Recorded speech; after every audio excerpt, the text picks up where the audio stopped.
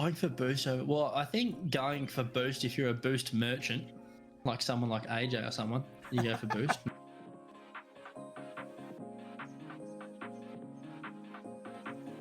100% of the time. Yes. Always, every second of every game, ball's going in your net, don't worry about it. Go get the boost and make sure you've got the full 100 to celebrate with the other team.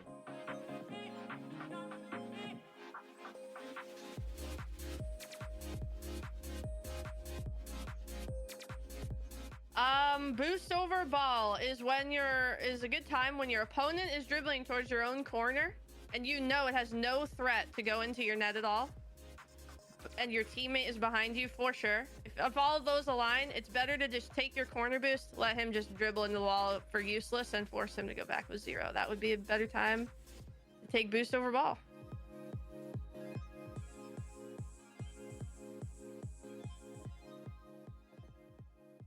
If you've ever wondered when the best time to go boost over ball is, you've come to the right place.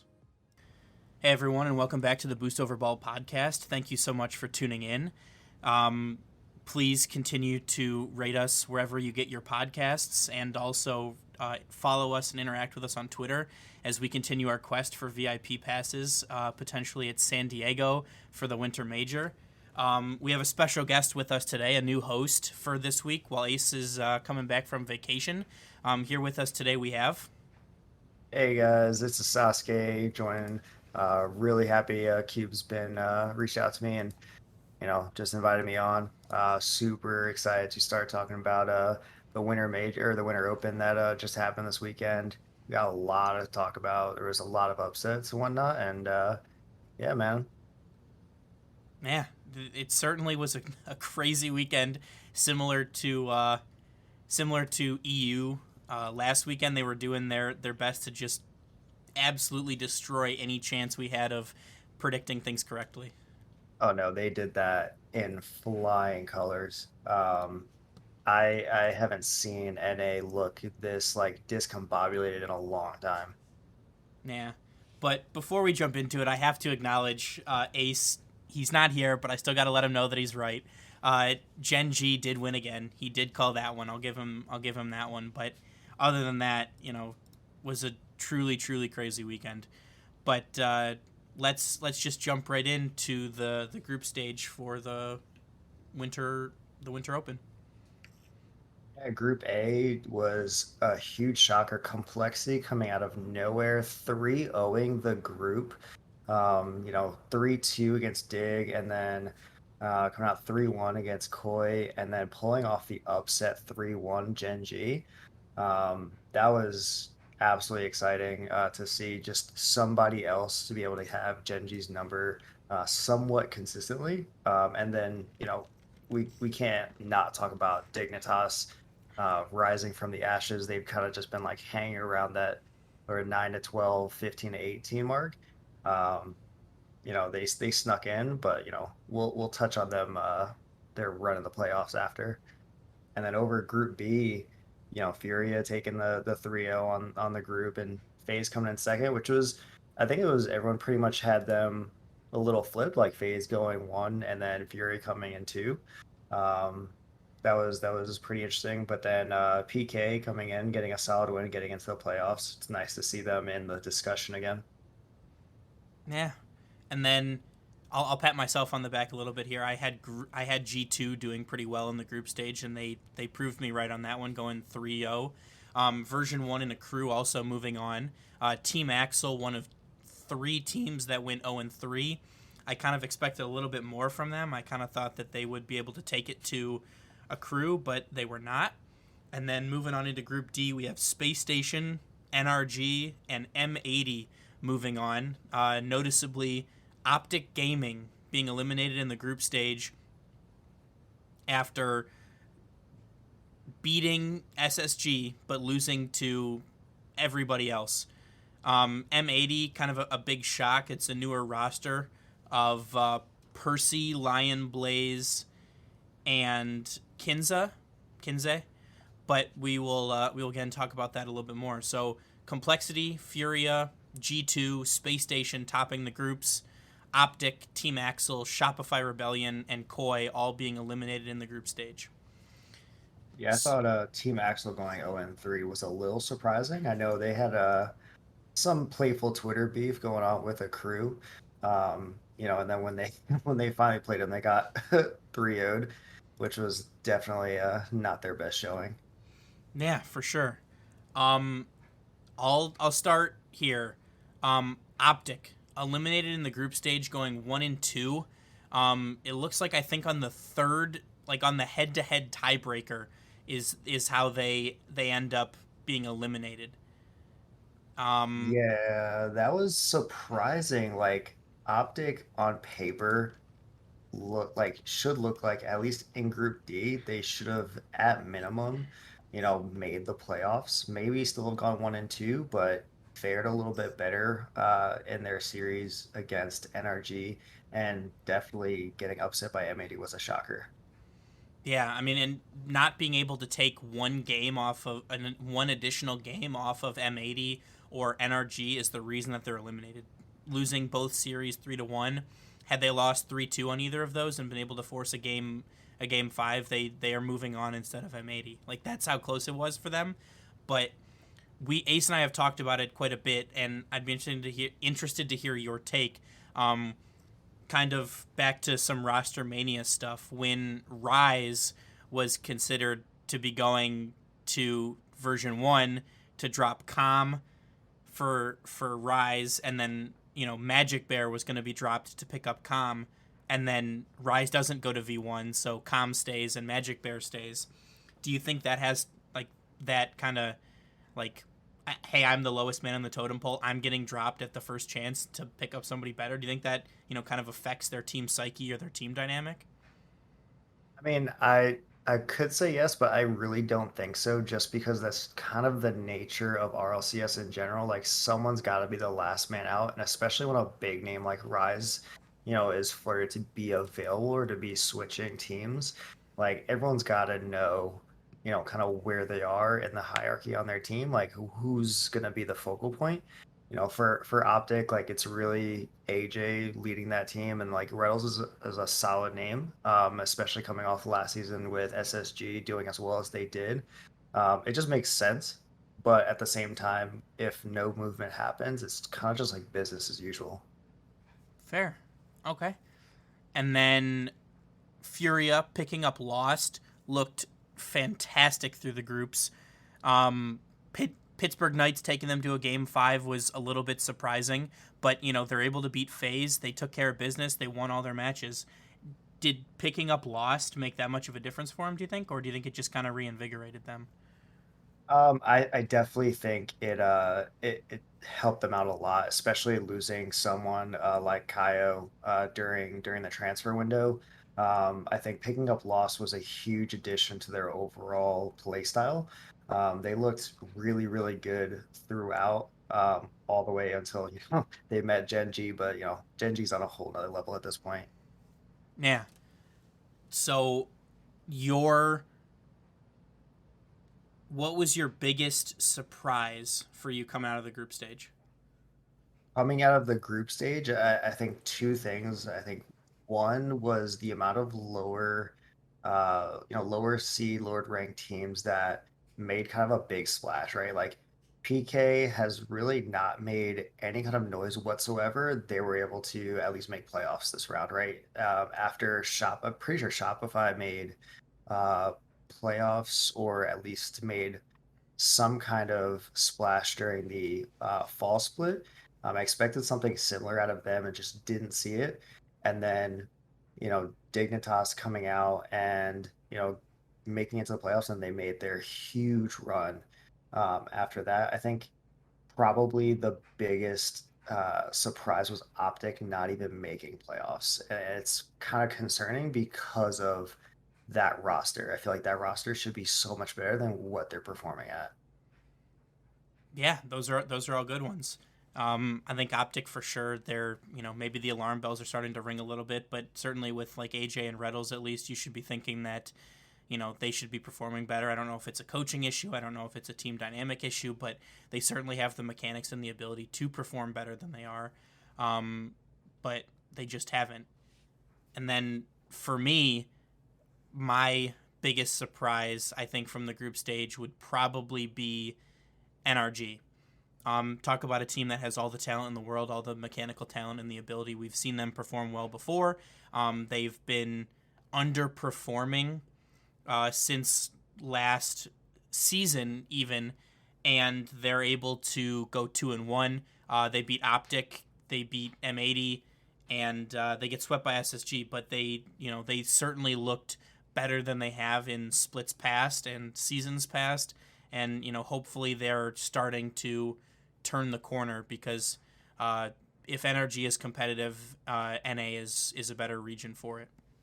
I agree. I think NRG becoming competitive or regaining that form is probably one of the best things for NA at this point, especially just seeing kind of the influx state that they're in. It'd be nice to have a consistent 2 to Genji's 1.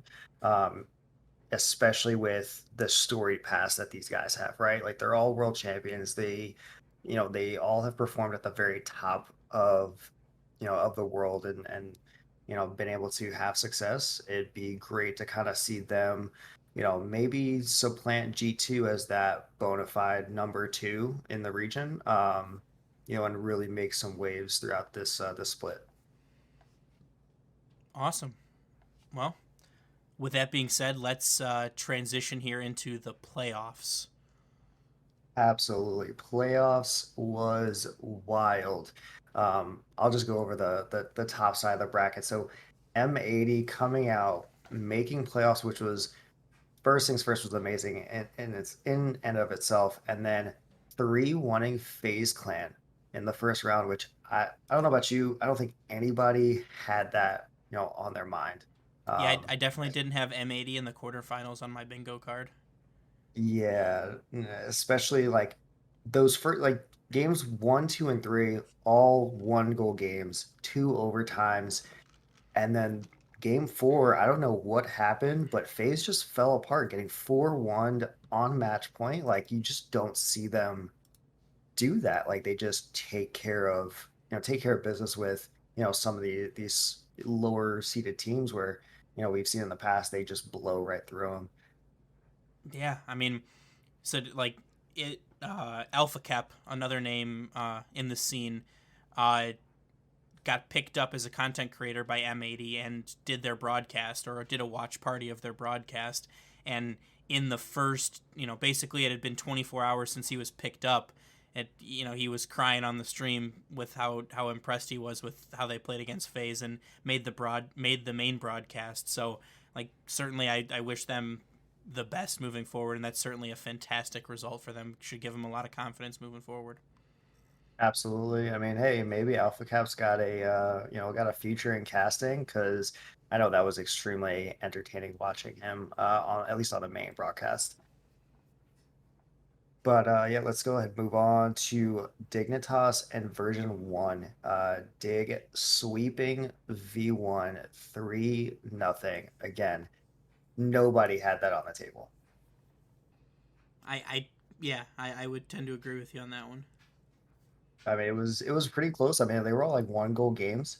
But I think what Dignitas showed, especially in the quarterfinals, their defensive rotations were absolutely immaculate. I mean, they played such a great team game that they were able to really smother a lot of what I would believe as superior individual talent.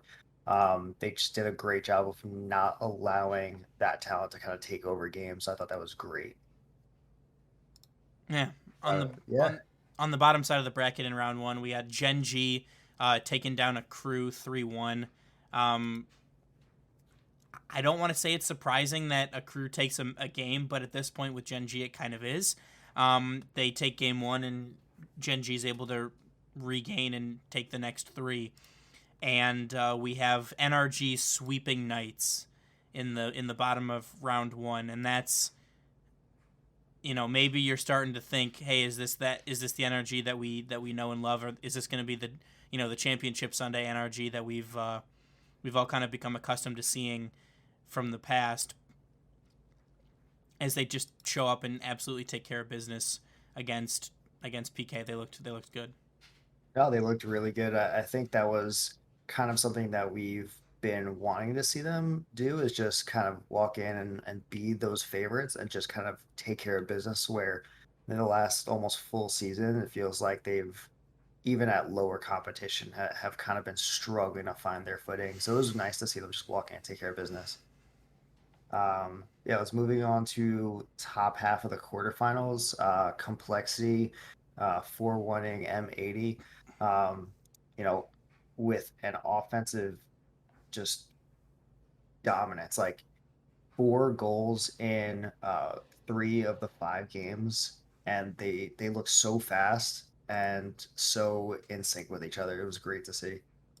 And then Dignitas pulling off another upset, 4-2ing Space Station, which probably was the most entertaining defensive series to watch, especially that a 6.5 minute overtime where SSG put on, I think it was something like 20 shots in the game, and then losing. Yeah, and also I feel like we should at least highlight it. Dignitas taking a timeout after game 3, or after winning their third match in game 5. Yeah, no, that was unheard of. I mean, you heard it on the main broadcast if you're watching. Um, almost nobody having one other time where the team putting putting their opponents on match point takes a timeout. But I feel like it was very necessary. I mean, you just played a 6.5 minute overtime. You were sweating like crazy keep, just to keep in the game. With SSG just putting on shot after shot after shot with the way that they were what they were working the offensive side. Um, you know, Taking that time out just kind of like gets everybody settled back down and really back in a level mindset. Yeah, I mean, I don't disagree at all. I think that the Dignitas playstyle, at least as of this major, was very defensive, very calculated, very like rotational based. So kind of calming the adrenaline down, calming the emotions down, getting back into what has worked so far. It really allowed them to take the series in Game 6 there. Continuing on, in the bottom half of the quarterfinals, we had Furia and Gen G. Gen G winning that one 4-1. And this is, in my opinion, more of the Gen G that we've been accustomed to seeing. Apparently Jack had tweeted out after Friday that they were, having some struggles as a team. They were, struggling with the move that they made from Canada to Austin, and that they were kind of in a little bit of a slump. And the jokes kind of from the broadcast are, if this is them slumping, I don't want to see what they look like when they're fully clicking. Well, they looked fantastic against Furia, so you got a little bit of an insight from that.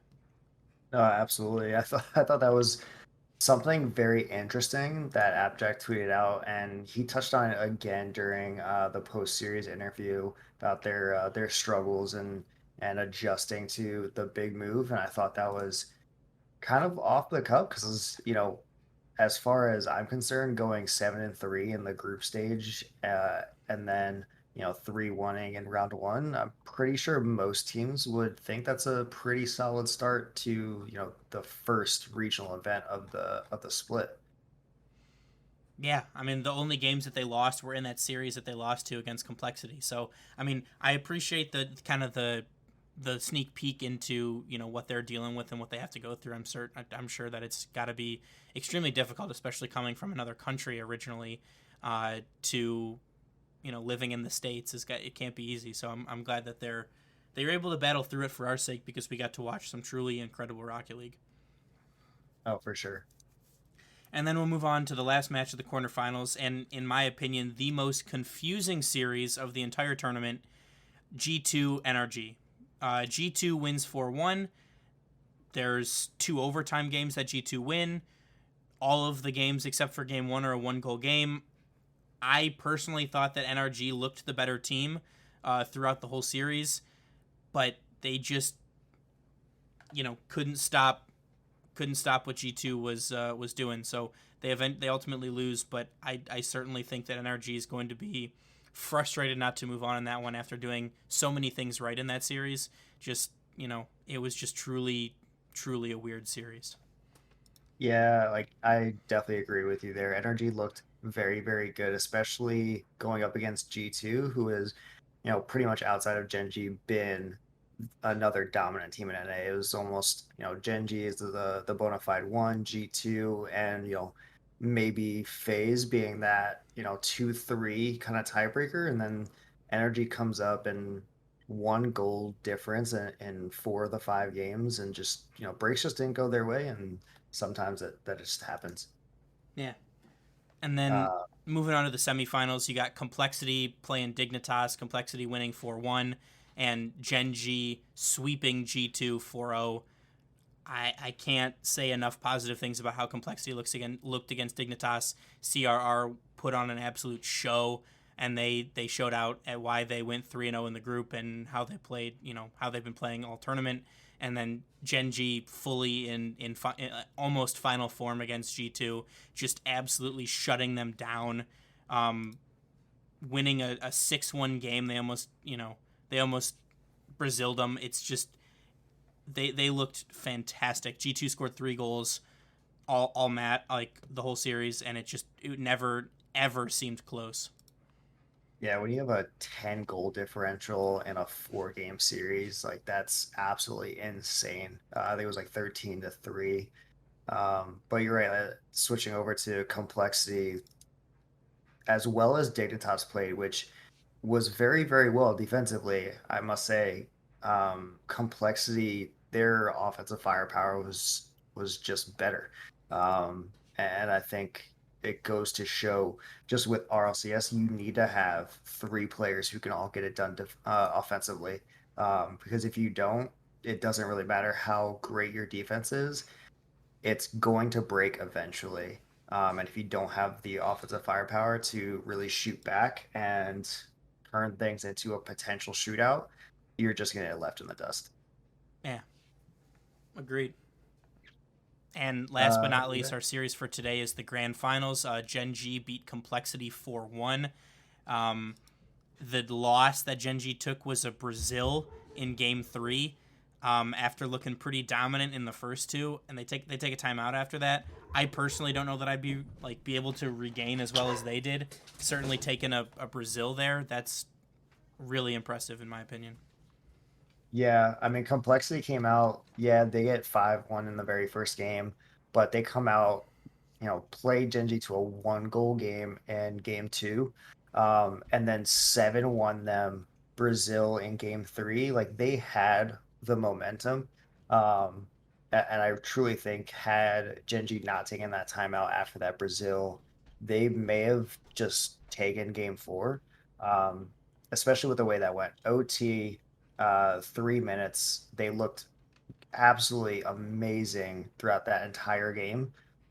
Just for that very late play that Genji pulled out to win it. I think after that, I think that just broke them. Yeah, I agree. We'll talk like we're gonna set the grand finals results aside for a second. We'll talk about Genji in a minute here, but so the biggest thing that I think I kind of gravitate towards is this the same old G2? Is this what we're going to become accustomed to for G2, who in my opinion, going back to the World Championships last year, looked like the best team in the world at that tournament. They were firing on all cylinders. They looked fantastic. They get to the grand finals and absolutely lay an egg and just get demolished by BDS. They seem to do well in Swiss. They seem to do well in group stages, but they can't get it done in playoffs. Is this something that we kind of should just expect from them now, or is it are they slumping? What do you think? I'm not sure if I would call it a slump. I think we could call a trend a trend. I mean, since Worlds, they have kind of been just that team that will pretty much walk through the Swiss stage, the group stage, because they just have the individual talent to take them there. But for some reason, it just feels like the team aspect of things is just not there. That series against Genji, like Chicago was just kind of laughing at one point just how bad they were playing. They just seemed to fall apart when they face a team that is slightly more team oriented and plays at a slightly faster pace. Because, I mean, to be honest, G2 plays at a controlling pace. They like to control the ball, they like to take possession. And when a team doesn't allow them to do that, they just seem lost. Yeah, I mean, we talked about it the other day. G2, their offensive rotations are fantastic. They keep up pressure, they steal boosts, they get in, they look for infield passing, they make, backboard plays, but, they suffocate teams on offense, but then they forget to shoot. Yeah. Or they miss the target. It's like they're missing the final most important part of the game. Their offense looks great until they're in their opponent's third, and it's so weird because they do such a great job of that counterattack, getting out of their own end of the field. They do great in the neutral third, but for whatever reason, yeah, like you said, it's great to make the extra pass, but when you're making one or two too many of those, and then you allow the defense to get back into their own rotation and then just get out of it, or be able to make a save that puts them back on the defensive. It's very weird for a top team not to be able to score consistently when they do so well in the other 2/3 of the field. Yeah.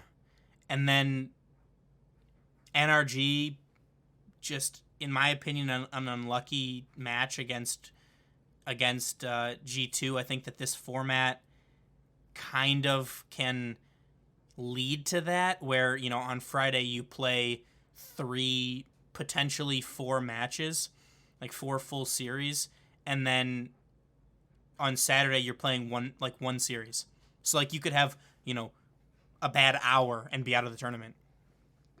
Yeah, but I think a lot of it is just kind of like the same. I think the big difference between this Swiss and the group format is just that you get those extra chances in Swiss. You can play upwards of 5 series if you go 3-2 and make the playoffs, or 2-3 get eliminated. Whereas this one, yeah, you're playing 3 and then maybe 4 series. So I mean, the difference is kind of just one series. Yeah, Um, but I mean, I guess like my thing with that is I'd like to see all of the playoff rounds, maybe like the round 1 and the quarterfinals being played on Saturday, where it's like the first day there's 36 matches, but then the second day there's 4. Like that just seems a little bit weird to me. Like having Sunday be 3 matches kind of makes sense. They're all big games. Like you want to talk about them a lot. I get it. That's fine. Championship Sunday, but I really think that your playoff series should be best of 7 instead of best of 5, and I think that you could kind of play 2 series in the same day, because they show up, they play 1 series, they're done. I personally think that NRG deserved to win that series over G2, and but here they are, they go home. So I hope for NRG's sake that this is the new trend, that they're starting to they've kind of started to lay that foundation of coming up with a better strategy and a better way to compete with within the new meta and with the new teams. So hopefully we will continue to see them make day 2s and day 3s moving forward. Yeah, fingers crossed, because I truly cannot get enough of Justin flying through the air and making the insane plays that he makes. Yeah, but again, continuing to leave Gen G off to the side for a minute. Your biggest surprise from the playoff bracket or from the tournament as a whole? Biggest surprise in my eyes is Dig going as far as they did. I thought coming in, I truly didn't think they were gonna, really make that much of a wave outside of maybe making round 1 of playoffs, right? I thought that they were going to be, essentially the same as Koi, but then they come in and just 3-0'd version 1. Then they take out Space Station in the fashion that they did. I thought that was absolutely huge for them, and I don't think anybody truly had them going as far as they did. Yeah. For me, it's got to be Complexity making grand finals. Complexity is the second South America team that we saw make a region transfer. They followed Furia for this RLCS season.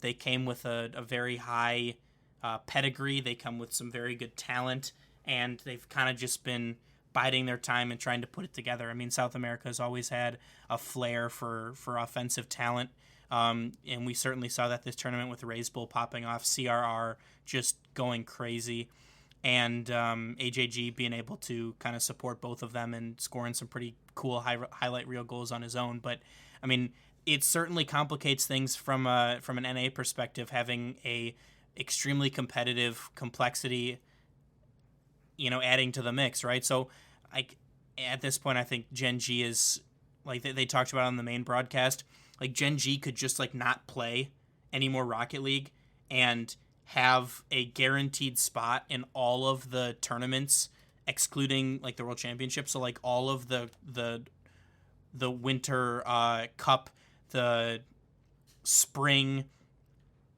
Open and Cup, and not have to go through qualifiers because they've accrued that many points. They've been playing incredible, but so now you add Complexity to a Gen G, to Space Station, to version 1, to G2, to FaZe. There's 5 World Championship spots, and there are more than 5 extremely good competitive teams in NA. No, I agree. I think that those top 5 spots are going to be absolutely insane to watch, or I should say the 4 spots outside of Gen G. Because at this point we all know they're going to Worlds, right? Those other 4 spots, I would love to say it should be FaZe V1, SSG, G2, right? Or maybe Furia instead of G2. That, if you asked me before this season started, and especially before this past weekend, I'd say yeah, those are easily the best 5 teams in NA. Now with Complexity coming in, especially with the way CRR and AJG played, which by the way was absolutely some insane Rocket League. They pulled off some maneuvers I have never seen before, and they looked incredible on the offensive side. Them coming in and doing as well as they did in this tournament was eye-opening, and I think they have a shot at being the number 5 or number 4 NA team. Yeah, I mean, you touched on it just there, right? Gen G, G2, Space Station, V1, FaZe, right? But then, okay, well, what about NRG? Are they coming on? Are they going to be competing for it? What about Furia? They went 3-0 in their group. They made, quarterfinals and ended up losing to your eventual champions. So is that Furia not playing well enough, or is that just Gen G being fantastic? And then you got Complexity. They made grand finals. They beat some teams that people didn't think that they probably would have. And then, okay, well, maybe Dignitas has kind of started to put it together. Maybe this isn't just a one-off run.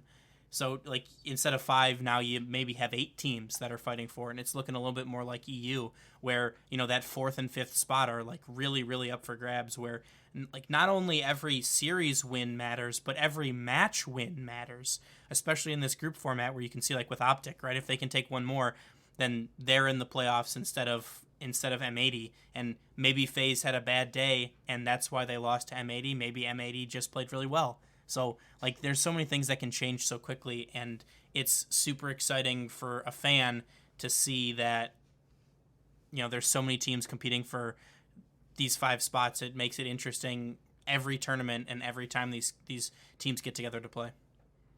I will say, as much as I don't like the format change, I did like the Swiss format, to be completely honest. I think the group format does well in giving these lower seeded teams, these teams on the bubble, kind of that opportunity, that window of saying hey, you win one series, maybe you sneak another one, you get into the playoffs, you've got a shot. Whereas during Swiss, I mean, you saw it most of the time, you could pretty much pick who were the 8 teams making it out on day 1. Because it's difficult to see the top teams losing 3 separate series unless they're going into the gauntlet against each other. Yeah, that's a fair point. But I think we've put them to the side for long enough. We have to talk about Gen G. The first kind of question that comes to mind is, are they the best team in the world right now? I think easily. I think the way that they played, you know, at the major and then coming in and just dominating from everyone's perspective, but apparently Jack, they dominated this tournament. Like they dropped one game to Accrue, one game to Furia, one game to Complexity. By any means other than that team, they dominated. And it's I think the only team I could say that probably would be their equivalent is K Corp in EU. Okay. And then, so I mean, But I don't think K Corp is as good. fair. So we talk about, like, last year, people talk about BDS, how, and like in the COVID year and when they returned, how dominant they were. They won everything that they could have won. They were just, an absolute force in their region and internationally, and winning a world championship. Does Gen G rival them in this year as opposed to, BDS last year? They took 90% of all possible points that they could have from the fall split, and they got 100% so far in the winter split as well. I think they supplant them so far this season. From what I've seen, I truly don't see like BDS was dominant last season, right? But we saw them play a lot of really good series, and I haven't seen really any team push Gen G to the brink. Like I haven't seen a team really hold their own against Gen G. I don't see it.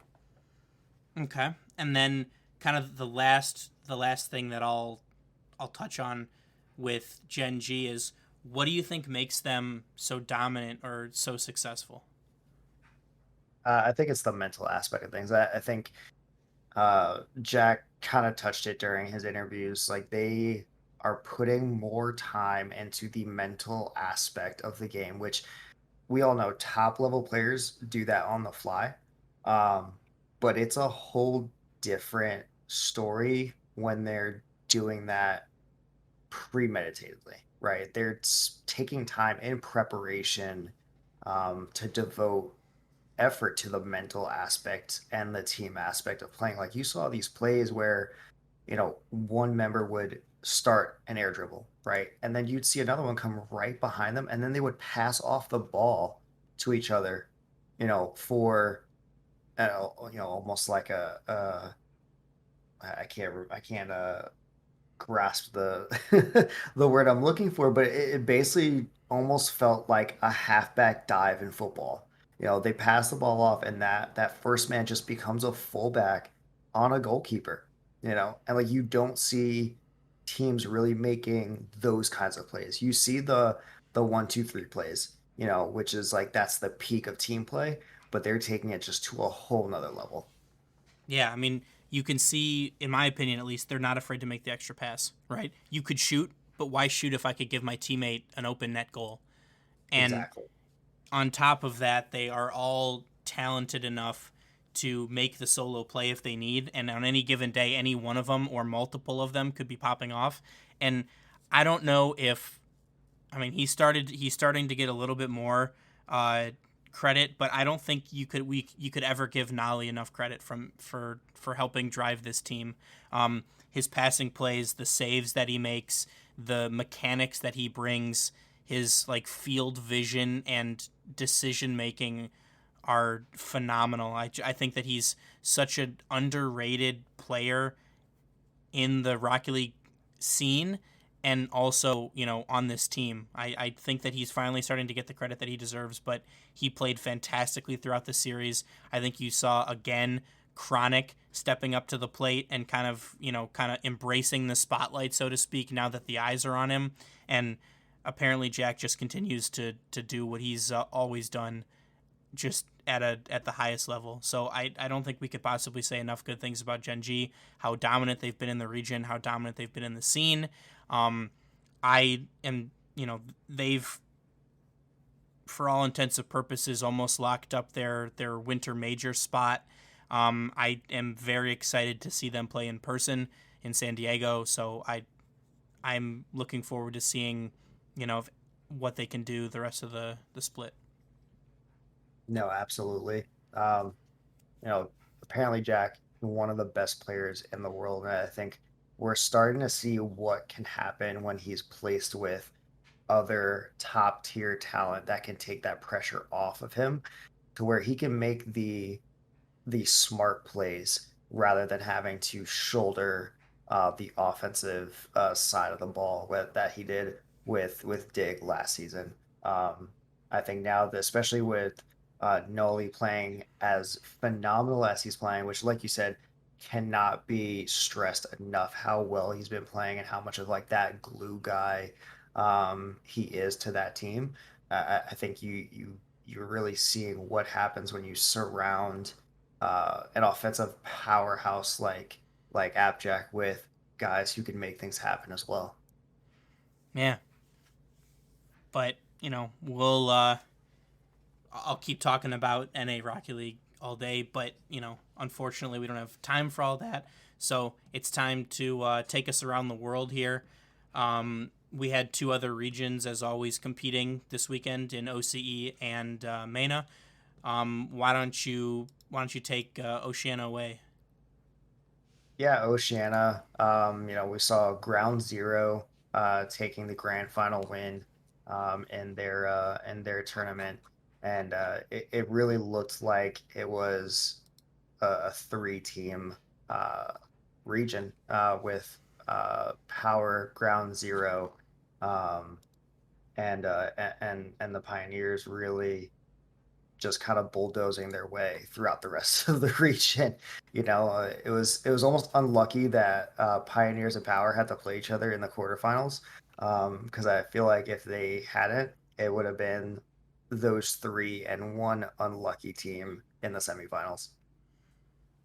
Yeah, I mean, I think that certainly you kind of see the reemergence of Ground Zero. Pioneers drop Super Lucky, and Ground Zero pick them up, and then you have the Super Lucky grudge match in the grand finals, and Ground Zero ultimately takes it. So, time will tell what the roster move means for Pioneers, but certainly seems to be working out so well so far for Super Lucky. But moving on to MENA, we have I think the emergence of Rule One as an additional team in this region will only help the competitiveness of the Middle East region. Certainly, Ace and I are pretty big fans of Sunless Khan, so we are, we tend to root for Rule One here. So it was good to see them both look absolutely dominant in the groups. Rule One dropping one match total, Falcons dropping none. Rule One continuing their fantastic run into the grand finals, but Falcons are able to sweep them in the grand finals, and it was not very close. The Falcons just continue to take care of business. That roster is fantastic. We've seen them compete on the world stage. Ahmad, Okhalid, and TRK, they look just incredible, and they continue to look good. So they haven't been able to find the international success, but they'll look to continue the momentum that they've built here and find their way into the winter major, because there is only one slot for MENA teams at this point. So Rule One will have to regain and look to win the Winter Cup. Yeah, I think you hit it right on the head. I also tend to root for Rule One just because, yeah, I love Sunless Khan and what he's doing with that org, but it's also just my favorite rule in Rocket League. Rule Ones are great. Oh yeah.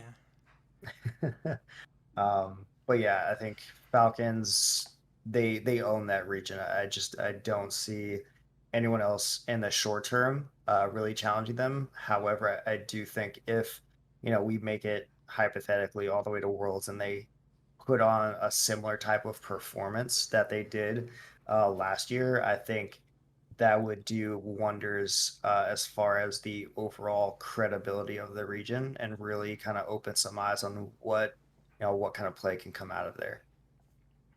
Yeah. And then kind of the last thing before we wrap up for today is we'll do a little bit of a Winter Cup preview.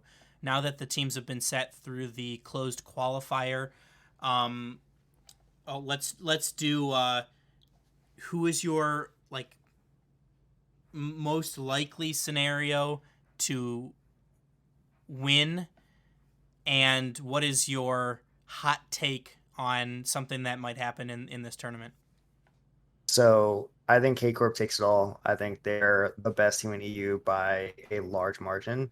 As far as my hot take, I don't want to beat a dead horse, so it might not be that much of a hot take, but BDS doesn't make it out of group stage. Oh, okay, that's a good one. I like that one. Yeah, for me, I'll do a little bit different ones for you. My kind of, I think that Oxygen will take this one after the addition of Rise. I think that they look good. They will continue to look good, and I think that they will win. And my hot take is going to be that Team Liquid will make a grand finals. I'm still high on that team, and I have been high on that team. I really like the way that they play. It's very exciting. Highlight reel goals every match.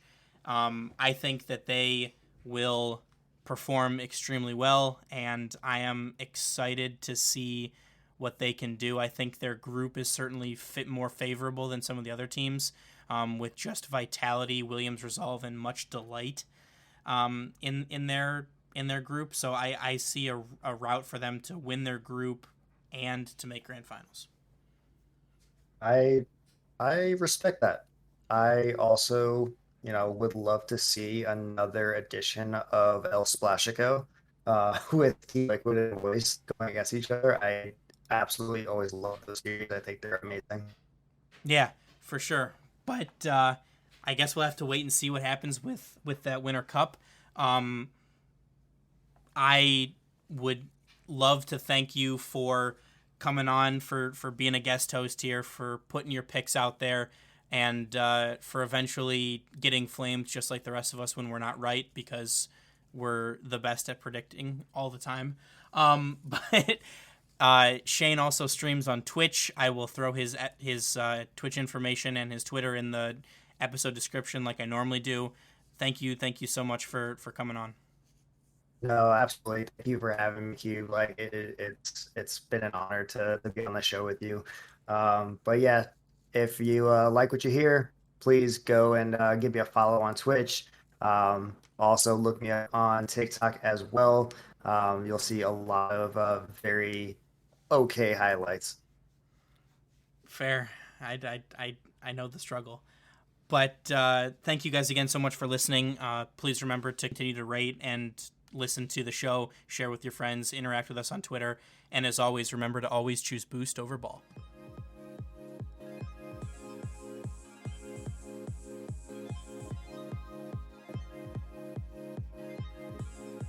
Thank you for listening to the Boost Over Ball podcast.